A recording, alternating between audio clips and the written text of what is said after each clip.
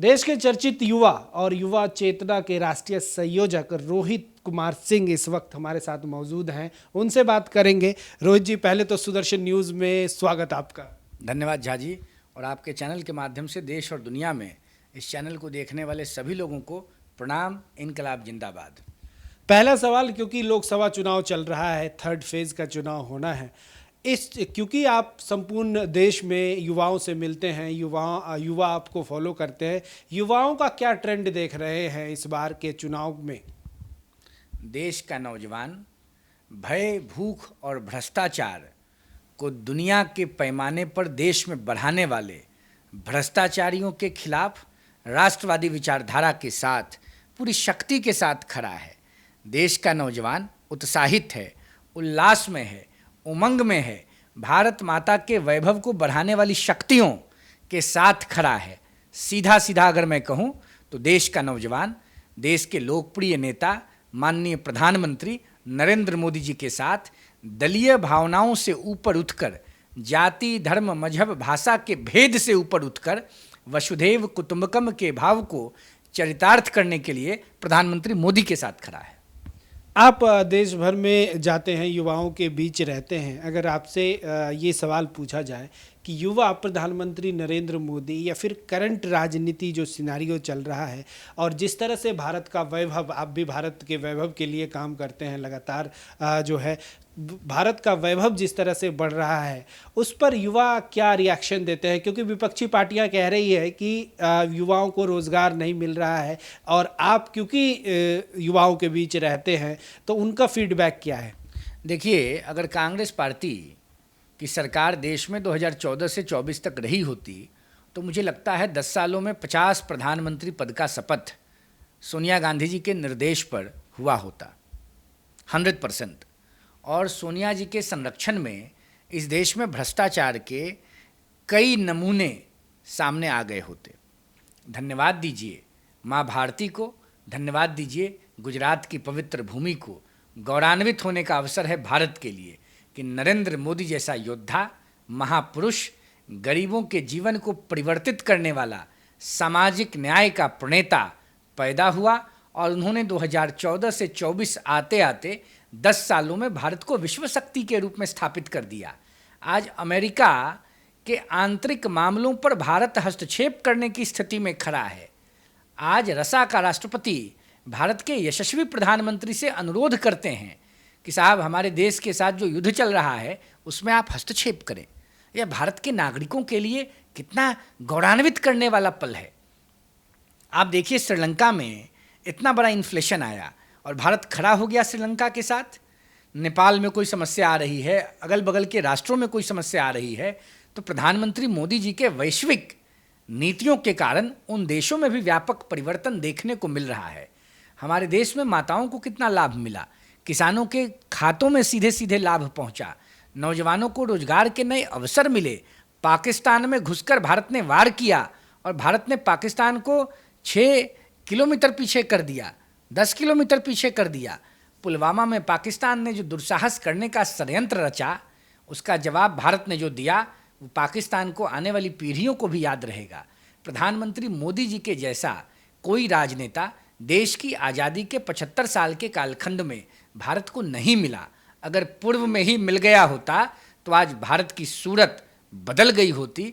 भारत जो आज विश्व गुरु बनने की ओर बढ़ चुका है, ये पहले बढ़ चुका होता। आप देखिए, मोदी जी के लिए 140 करोड़ आबादी उनका परिवार है, उनका घर है, उनके रिश्तेदार हैं। लेकिन इससे पूर्व में जिन लोगों ने इस देश में राजपाट चलाया, उन लोगों के लिए तो उनका भाई, भतीजा, बेटा, बेटी, संतानें ही परिवार थी। भ्रष्टाचार के आकंठ समुद्र में डुबकी लगाने वाले उन राजनेताओं को अगर याद किया जाए तो उन लोगों ने देश को कितना पीछे कर दिया। क्या देश की आज़ादी का सपना देखते हुए भगत सिंह जी ने, राजगुरु ने, बिस्मिल ने, अशफाक उल्लाह खान ने, चंद्रशेखर आज़ाद ने, बैकुंठ शुक्ला ने, नेताजी सुभाष चंद्र बोस ने जो प्राणों की आहुति दी थी, क्या इसी दिन के लिए दी थी? बाबा साहब अंबेडकर ने संविधान निर्माण के समय चीख चीख कर संविधान सभा की बैठकों में स्पष्ट रूप से कहा था, लोकतंत्र आने के बाद, देश की जनता को संविधान की गारंटी मिलने के बाद लोकशाही में राजशाही नहीं होगा। लोकतंत्र में राजा जनता के वोट से पैदा होगा, ना कि रानी की कोख से। क्या हुआ? मोतीलाल नेहरू जी के पुत्र थे जवाहरलाल जी।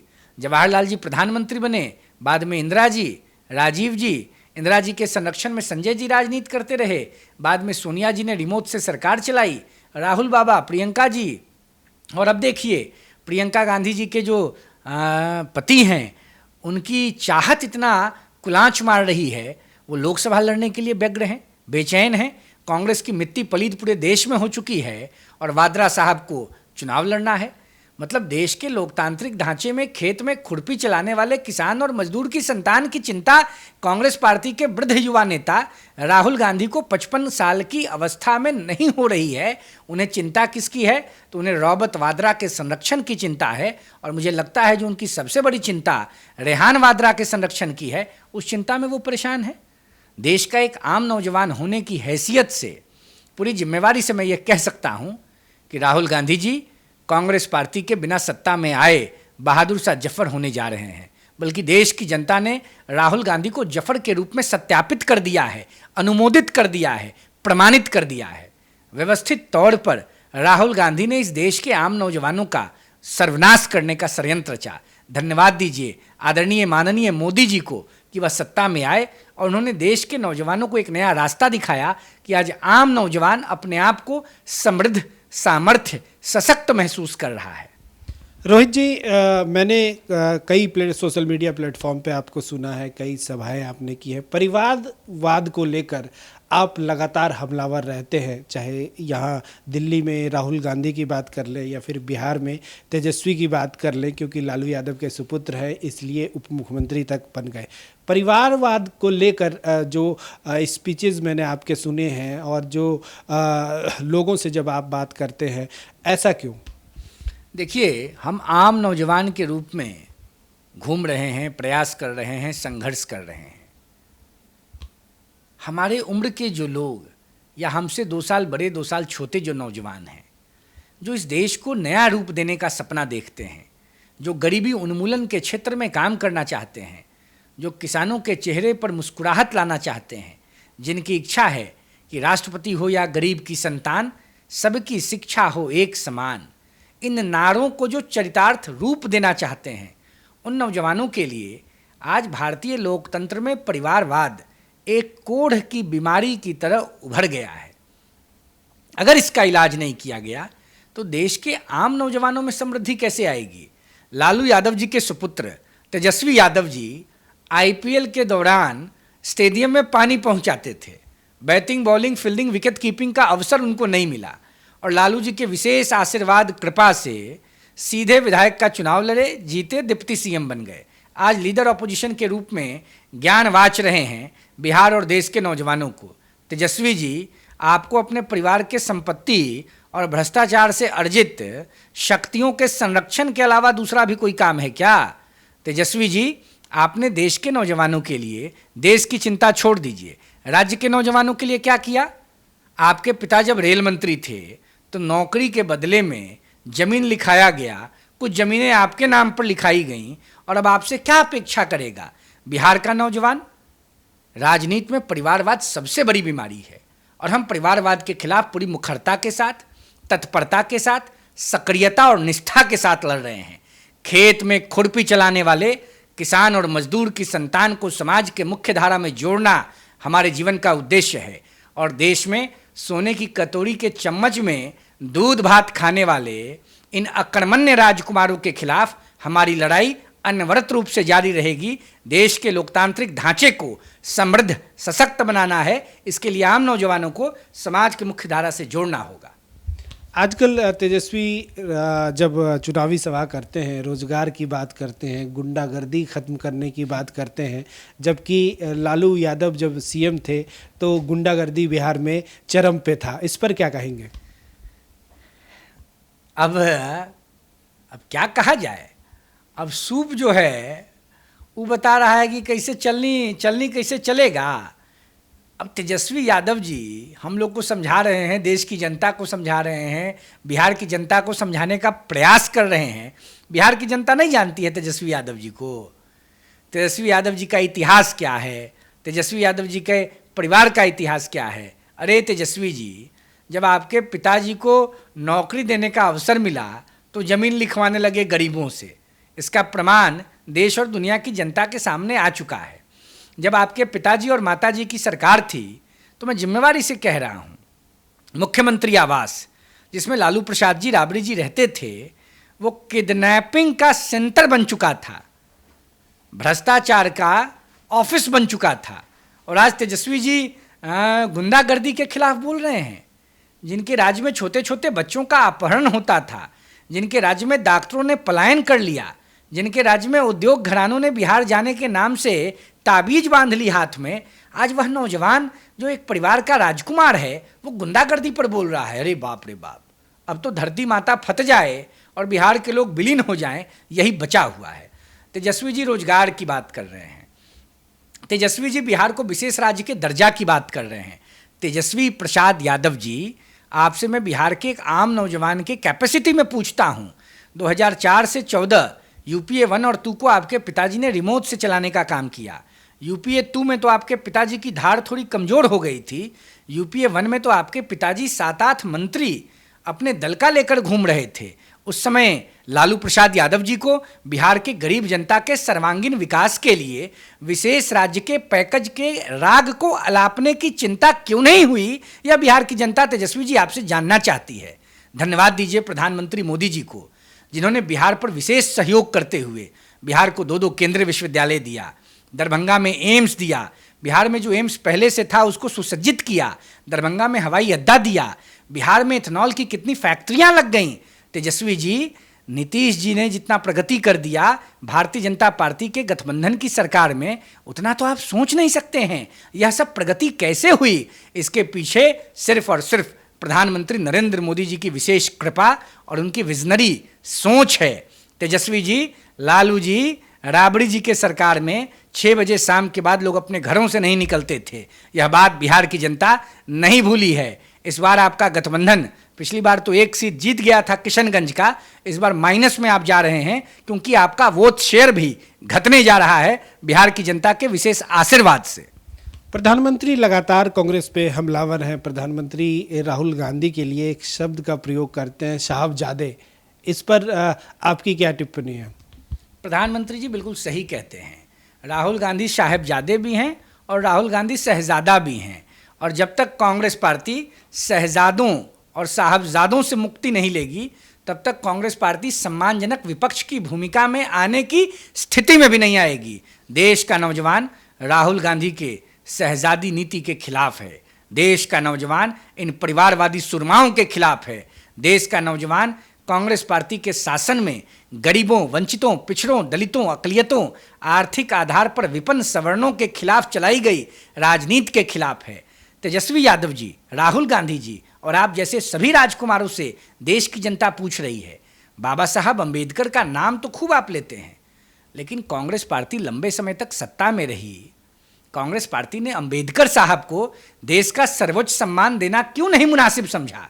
क्यों 1989 में वीपी सिंह की सरकार ने, जिसमें भारतीय जनता पार्टी का भी बाहर से समर्थन था, उस सरकार ने बाबा साहब अंबेडकर को भारत रत्न का सम्मान दिया? आपने क्यों नहीं दिया राहुल गांधी जी? आपके परिवार की सरकारों ने क्यों नहीं दिया राहुल गांधी जी?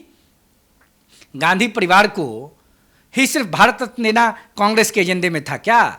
हम बिहार से आते हैं। गरीबों, वंचितों, पिछड़ों, दलितों के हिमायती कर्पूरी ठाकुर जी की चिंता लालू यादव जी को 2004 से 14 में वो सरकार में रहे, उनको क्यों नहीं हुई? जयप्रकाश नारायण के आंदोलन से लालू यादव निकले, पूर्व में इतनी बार सरकारों में रहे, लालू यादव जी को क्यों नहीं चिंता हुई? धन्यवाद दीजिए वाजपेयी जी को कि उन्होंने संपूर्ण क्रांति आंदोलन के महानायक जयप्रकाश नारायण जी को प्रधानमंत्री रहते भारत रत्न का सम्मान दिया। इन तमाम बातों का अगर विश्लेषण कीजिएगा, आकलन कीजिएगा, माइन्यूट इस पर डिस्कस कीजिएगा, तो स्पष्ट रूप से समझ में आता है कि कांग्रेस पार्टी सिर्फ और सिर्फ नेहरू जी के वंशजों के संरक्षण में लगी रहती है। उसको देश के आम आवाम से, देश के प्रगति, उन्नति, विकास के लिए काम करने वाले महापुरुषों से कोई मतलब नहीं है। मैं धन्यवाद देता हूं मोदी जी को। क्या सोच है मोदी जी का? ना तो मैं भाजपा का कार्यकर्ता हूं, ना किसी दल से मेरा कोई संबंध है। नरसिम्हा राव जी ने इस देश में लिबरलाइजेशन, प्राइवेटाइजेशन, ग्लोबलाइजेशन लाया। कांग्रेस पार्टी ने उनके मरने के बाद सोनिया गांधी के निर्देश पर उनके लाश को कांग्रेस के मुख्यालय में जाने नहीं दिया। नरसिम्हा राव की जयंती और पुण्यतिथि कांग्रेस के नेताओं ने कभी नहीं मनाई। धन्यवाद दीजिए मोदी जी को, उन्होंने उनको मरणोपरांत देश का सर्वोच्च सम्मान भारत रत्न दिया। इससे पता चलता है मोदी जी कितने सहिष्णु, बड़े हृदय के और दलीय भावनाओं से ऊपर उठकर भारत माता को प्रगति के पथ पर ले जाने वाले एक अच्छे सच्चे डिप्लोमेट हैं। आप बिहार से ताल्लुक़ रखते हैं, लेकिन बात बंगाल की करते हैं। बंगाल में जिस तरह से हिंदुओं पर जो अत्याचार हो रहा है ममता राज में, क्योंकि आपकी छवि हिंदुत्व वाली छवि भी है, आखिर क्या वजह मानते हैं वहाँ पर लगातार, और चुनाव के दरमियान अभी हम देख रहे हैं कि लगातार वहाँ से हिंदुओं के उत्पीड़न की खबरें आ रही हैं। ममता दीदी अफ़गानिस्तान, पाकिस्तान और बांग्लादेश की प्रवृत्ति से प्रभावित हो चुकी हैं। ममता दीदी का राजनीति में उदय माँ माती और मानुष के संरक्षण की नायिका के रूप में हुआ था, लेकिन आज ममता दीदी भाइपों के संरक्षण में व्यस्त एक लाचार फुआ के रूप में देखी जा रही हैं। भाइपों की बस चिंता ममता दीदी को है और भाइपों को बचाने के लिए बांग्लादेशी घुसपैठियों का समर्थन उनको चाहिए। लेकिन इस देश की बहुसंख्यक आबादी भारत माता के वैभव को बढ़ाने के लिए आगे बढ़ चुकी है और पश्चिम बंगाल ने इस देश को हर कालखंड में सहयोग किया है। लोकसभा चुनाव के नतीजों को आने दीजिए, ममता दीदी के पैर के नीचे की जमीन खिसकने जा रही है और उनके भाइपों को भी पता चल जाएगा, अभिषेक बनर्जी को, कि बंगाल की जनता का मिजाज क्या है। एक सवाल ये भी है, विपक्षी पार्टियां लगातार ये आरोप लगा रही हैं कि ईडी सीबीआई का दुरुपयोग जो है वो हो रहा है। अरविंद केजरीवाल जेल में है, हेमंत सोरेन जेल में है, इस पर आप क्या कहेंगे?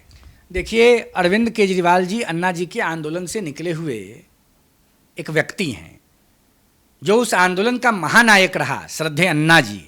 अन्ना जी ने तो बहुत पहले अरविंद केजरीवाल की शराब नीति पर सवाल उठा दिया था। एक पर एक फ्री सुना था पेन के साथ पेंसिल, एक पर एक फ्री सुना था साबुन के साथ शैम्पू का पाउच, दारू की शीशी के साथ दारू फ्री। ये तो अरविंद केजरीवाल ने ही देश और दुनिया को ये मॉडल दिखाने का काम किया। तो जो आदमी शराब के खिलाफ था, जो आदमी भगत सिंह के रास्ते पर चलने का दावा करता था, वो आदमी शराब के समुद्र में डुबकी लगाने लगा, स्विमिंग करने लगा। अब उससे दिल्ली की सम्मानित जनता क्या अपेक्षा करेगी? अरविंद केजरीवाल भ्रष्टाचार के सबसे बड़े महानायक हैं।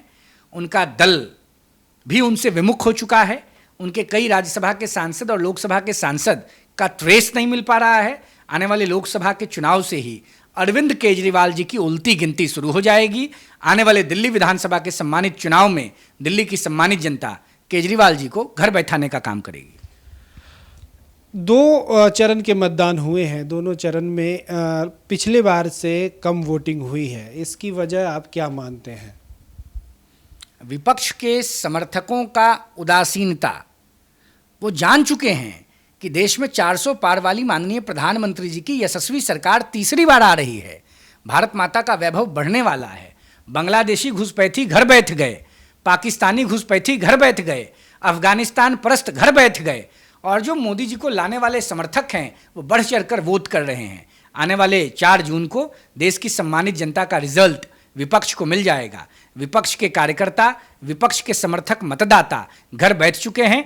फिर भी मैं देश के सम्मानित मतदाताओं से, चाहे वो पक्ष समर्थक हों या विपक्ष समर्थक हों, आपके महत्वपूर्ण चैनल के माध्यम से अपील करता हूं, आगे आइए, मतदान कीजिए, देश को निर्माण करने वाले इस महायज्ञ में अपना योगदान सुनिश्चित कीजिए।